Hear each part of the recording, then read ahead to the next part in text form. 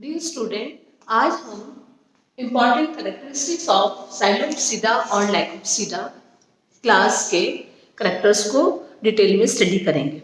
हम इस लेक्चर से पहले क्लासिफिकेशन ऑफ टेरिडोफाइट के बारे में डिटेल में पढ़ चुके हैं कि जो टेरिडोफाइट का जो क्लासिफिकेशन था डिफरेंट साइंटिस्ट ने किस तरीके से दिया, जिसमें हमने ट्रस्ट क्लासिफिकेशन में पढ़ा कि बोवर ने क्लासिफिकेशन कैसे दिया, उन्होंने कितनी क्लासेस को टेरिडोफाइट को कितनी क्लासेस में बताया। उसके बाद हमने ऑर्नोल का क्लासिफिकेशन पढ़ा, बोवर का क्लासिफिकेशन पढ़ा। तो ये जो डिफरेंट क्लासिफिकेशन पढ़ने के बाद मेन जो मॉडर्न सिस्टम ऑफ क्लासिफिकेशन जो आईसीबीएन के अकॉर्डिंग जो है, इसमें बताया गया कि टेरिडोफाइट के 4 इंपॉर्टेंट क्लासेस होती हैं जिनके बारे में हम पढ़ते हैं। कल हम इस लेक्चर तक पढ़ चुके हैं, आगे हम कंटिन्यू करते हैं कि जो हमारी जो इम्पोर्टेंट 4 क्लासेस हैं इनके कैरेक्टरिस्टिक्स फीचर्स कौन कौन से होते हैं, जिनमें से आज हम पढ़ेंगे इम्पोर्टेंट कैरेक्टरिस्टिक्स ऑफ साइलोपसीडा एंड लैकोपसीडा। हम लोग सभी जानते हैं कि जो पृथ्वी पर जो डिफरेंट प्लांट्स जो होते हैं, मतलब हर तरफ हरियाली है, हर जगह प्लांट्स पाए जाते हैं। तो इन प्लांट्स का किस तरीके से ये कुछ प्लांट्स जैसे आपको डेजर्ट में मिल रहे हैं, कुछ आपको हाई माउंटेन्स पे मिलते हैं, कुछ प्लेट्यूज पे मिलते हैं। तो इन सब का मतलब डिस्ट्रीब्यूशन डाइवर्सिटी इतनी है कि ये हर प्रकार के एनवायरनमेंट में हमारे प्लांट्स मिलते हैं। तो ये प्लांट्स का पादपों का धरती पर किस तरीके से सफलतापूर्वक जीवन यापन करने के लिए उनमें ऐसा क्या कैरेक्टरिस्टिक फीचर है जिसके कारण वो इजीली अपने आप को ऐसे एनवायरनमेंट में अडेप्ट कर पाते हैं।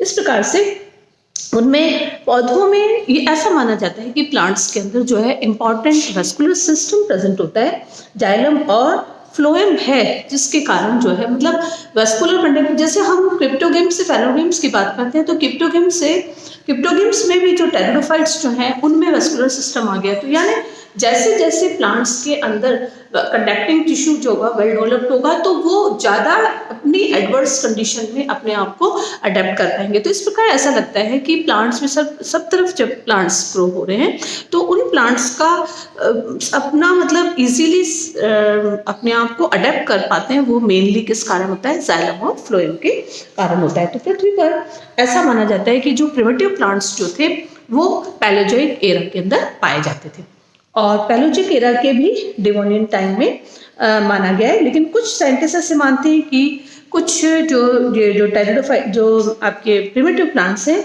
वो सिल्यूरियन पीरियड में भी पाए जाते थे। और सबसे जो प्रिमिटिव प्लांट जो होता है वो साइलोपसीडा के अंदर मिलता है ना।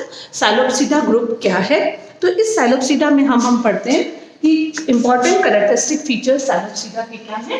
कि इसका जो साइलोपसीडा में है, हमको सबको पता है कि प्लांट्स जो होता है वो किसी भी प्लांट की 2 मतलब अवस्थाओं में प्लांट मिलता है। एक उसका बीजाणुोद्भिद अवस्था होती है और उसकी एक युग्मकोद्भिद अवस्था होती है, यानी स्पोरोफिटिक अवस्था और गैमेटोफिटिक स्टेज। तो स्पोरोफाइट्स जो होता है, जो साइलोपसीडा का जो स्पोरोफाइट होता है वो रूटलेस होता है, यानी उनके उसमें जड़ जो होती है वो अनुपस्थित होती है, प्लांट्स के अंदर रूट्स उसमें नहीं होती। और इस प्रकार से जो उनका स्पोरोफाइट जो है उसमें राइजोम विद राइजोइड होता है, यानी उनका जो प्रकंद है वो प्रकंद किस में मूलाभास उसमें प्रेजेंट होते हैं और उसी के साथ साथ उसमें वायव्य परोह भी पाया जाता है।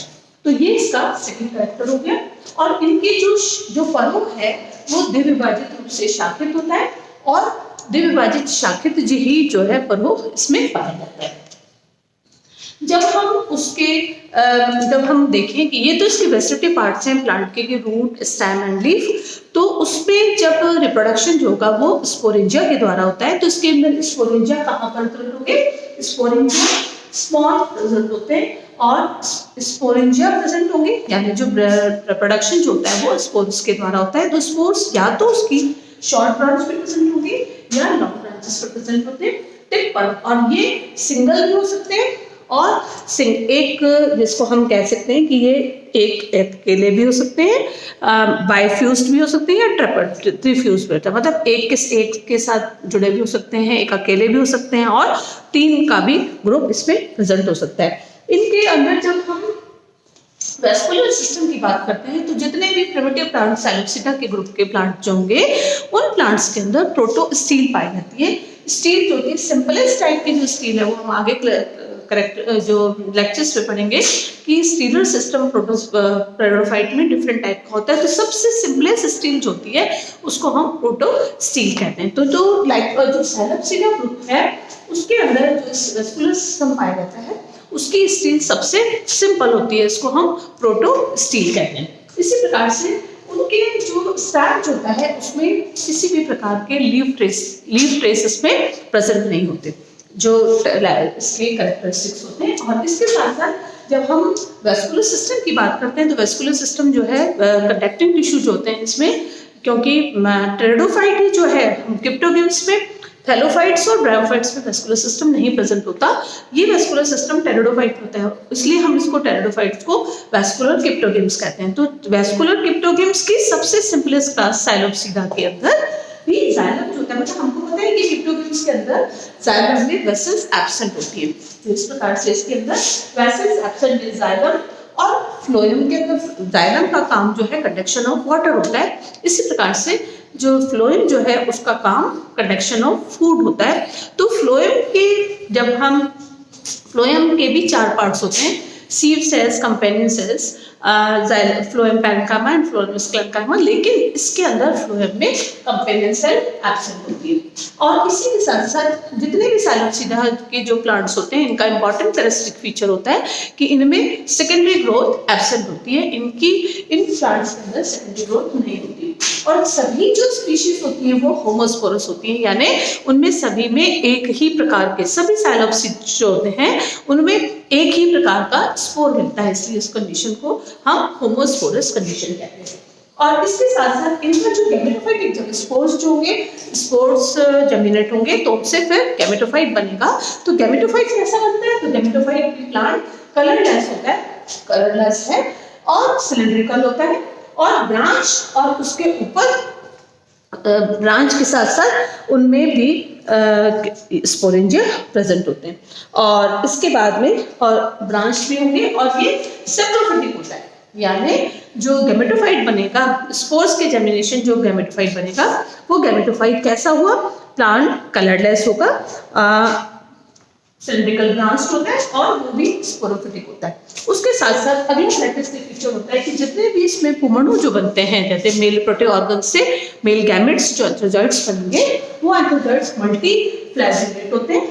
और इसी के साथ साथ जब इनमें मल्टीफ्लैजिलेट के साथ साथ जब इसके अंदर एम्ब्रियो का डेवलपमेंट होगा उसमें सस्पेंसर या निलंबक की अनुपस्थिति होती है। इस प्रकार से ये इंपॉर्टेंट कैरेक्टरिस्टिक फीचर होते हैं क्लास साइलोप्सिडा के।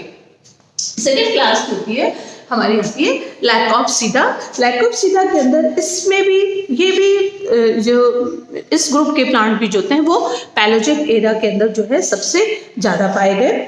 और इस प्रकार से इसके अंदर इस समूह के अंदर भी इस जो ये ग्रुप है इसके अंदर ये भी कॉस्मोमोलेटिन प्लांट्स होते हैं और सभी प्रकार की जलवायु में पाए जाते हैं, मतलब ये भी कॉस्मोमोलेटिन है और जिस प्रकार का भी क्लाइमेट होगा उसमें ये पाए जाएंगे।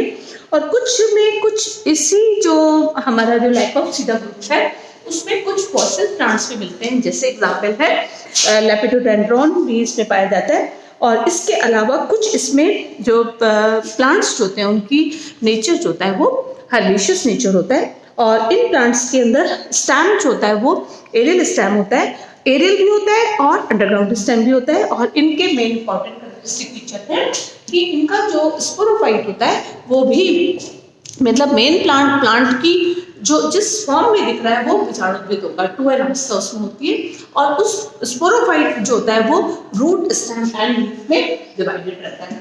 और इसी के साथ साथ इसके अंदर जो आपके कुछ प्लांट्स के अंदर जो भूमिगत जो अंडरग्राउंड पार्ट जो है वो भी भूमिगत जो स्टेम मिलेगा वो जिसको राइजोम कहते हैं, जो अंडरग्राउंड स्टेम जिसको राइजोम कहेंगे, राइजोम भी डाइकोटोमसली ब्रांच्ड होता है। और इसी के साथ साथ इसके अंदर जो लीफ जो होती है वो सब माइक्रोफिलस होती है। तो जितने भी लैकोप्सिडा के प्लांट्स जो हैं इनकी लीफ का साइज स्मॉल होता है, जिसको हम लघु पर्णी लीफ कहते हैं, माइक्रोफिलस लीफ कहते हैं।